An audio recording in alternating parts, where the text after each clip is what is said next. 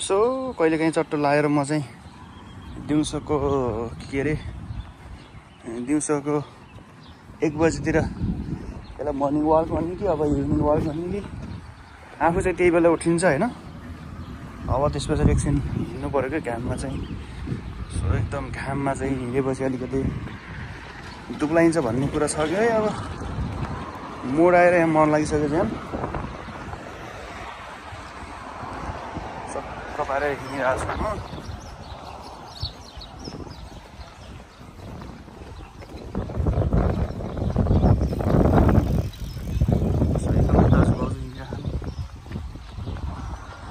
यो को सार्की हो यो अगाडि मेरो अगाडि यो त्यो तल्ला गएर हाम्रो सार्की दाइ जस्तो छ त।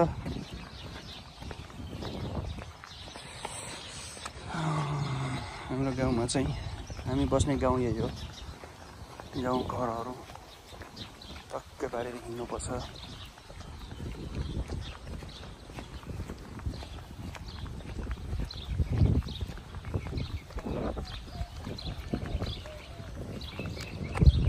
हेर्नुहोस् रुखहरू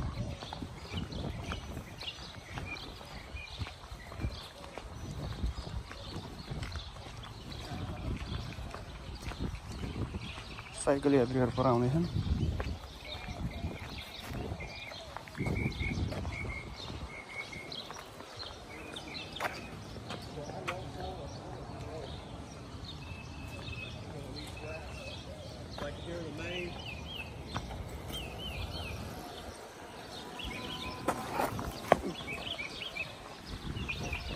झन्डै लोडेको म यहाँ गाडीलाई।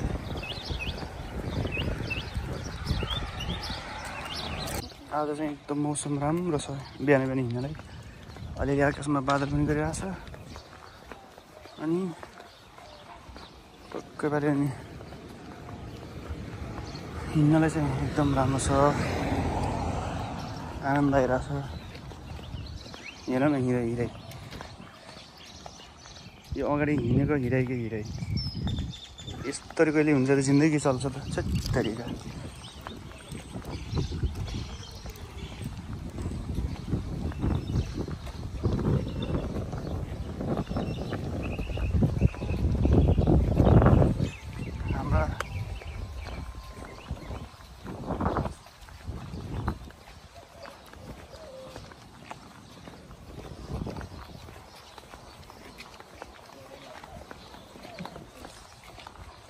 हाम्रोतिर केतु के भन्छ, यतातिर एलोभेरा, यही तल फरक भनेको।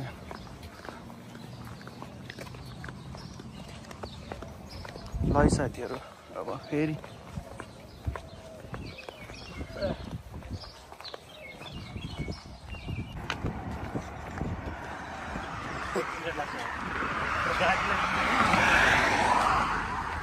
गाडीको लगाएको छ। हिँड्छबाट यार गाउँको त्यसरी म त सक्दैन पाएँ भइतिर खोल्छ मेरो हिँडाइ त यो के गोरु भन्छ नि त्यो हिँड्नेबाट भन्छ। लेफ्ट राइट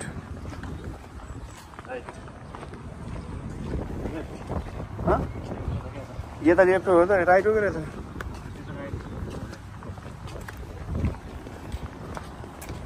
राइट भन्ने म पहिला हात चेक गर्छु। टुक्स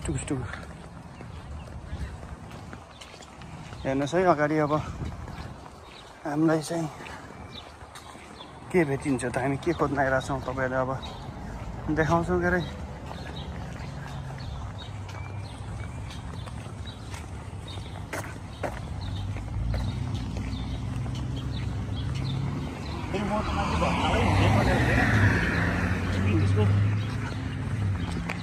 थकान भयो नि हिँड्दैछु। वाउ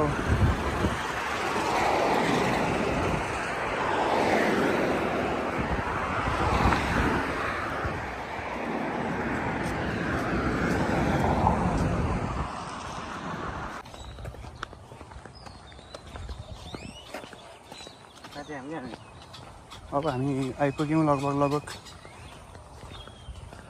उसमा इसिकारमा पुग्छौँ। अब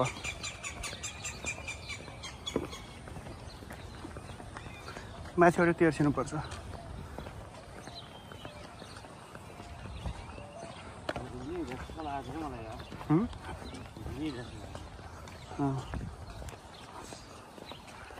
हामी यो बाटो हिँडेको छौँ होइन, तर यति मात्र हो कि गाडीमा हिँड्नु र बाइक बाहिर पैदल हिँड्नु फरक छ क्या। अहिले गाडीमा हिँड्यो भने चिन्ने हुन्छ। ठ्याक्कै अहिले हामी चाहिँ भुटानको लामी डाँडाको त्यो बासतासिया भिरमा आएको छौँ। यो बासतासिया भिर अनि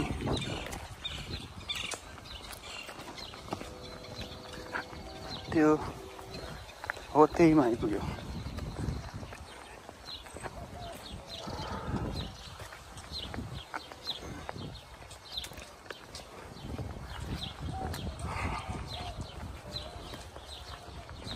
अहिले हामी चाहिँ यो ट्याक्कै बासतासियाबाट अलिकति अगाडि युके लन्डनतिर पुगिसक्यौँ। हेर्नुहोस् है, यो लन्डन हो।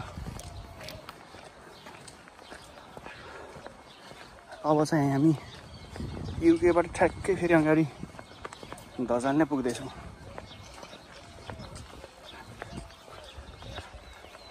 धजान ल्याउने हामी पुगिसक्यौँ है त।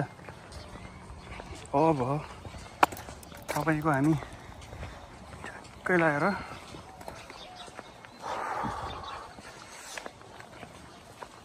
कोटेश्वरमा पुग्यौँ। कोटेश्वर यो हो तपाईँको कोटेश्वर। बुझ्नुभयो नि?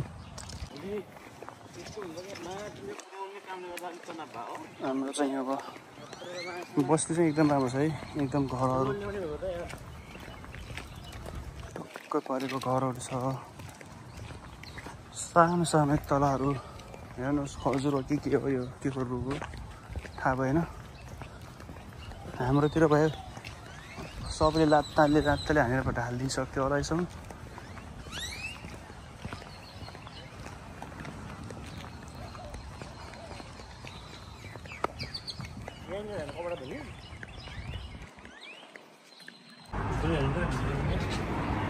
भित्र देखिन्छ कि बाहिरबाट छ होला क्या।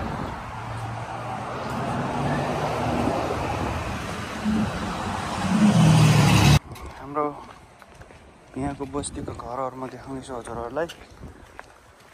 एकदम ठुलो ठुलो महलहरू चाहिँ हुँदैन होइन। सानो चट्ट परेको सानो एक तले घरहरू हुन्छ। तपाईँको डाउन टाउनमा त ठुल्ठुलोहरू हुन्छन् होइन, तर यस्तो गाउँतिर चाहिँ सानो सानो घरहरू बनाएर चक्क बसेको हुन्छ। सबै काठले बनेको घरहरू। हाम्रोतिर ढुङ्गा र माटो हुन्छ। यतातिर सेफ्टी हो कि तपाईँको काठले बनेको हुन्छ है त।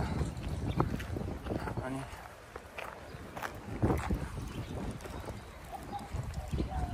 बाटोमा हिँड्दा कुकुरले टोक्ला भन्ने डर छ यहाँ। मान्छे भेट्योला भन्ने छैन क्या, कुकुर मात्रै भेटिन्छ। त्यही भएर अगाडि एकजना मैले चाहिँ कुकुर धपाउने बडीगार्ड लिएर हिँडिरहेको छु। उहाँ चाहिँ कुकुर धपाउने काम गर्नुहुन्छ। उहाँलाई चाहिँ त्यो काम एकदम सुहाएको छ।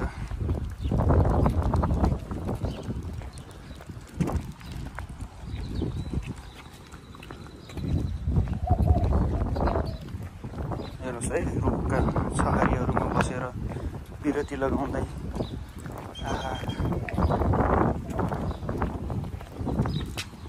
कति आनन्दका हावा चलिरहेछ। बिहान पनि हिँड्नु पर्यो।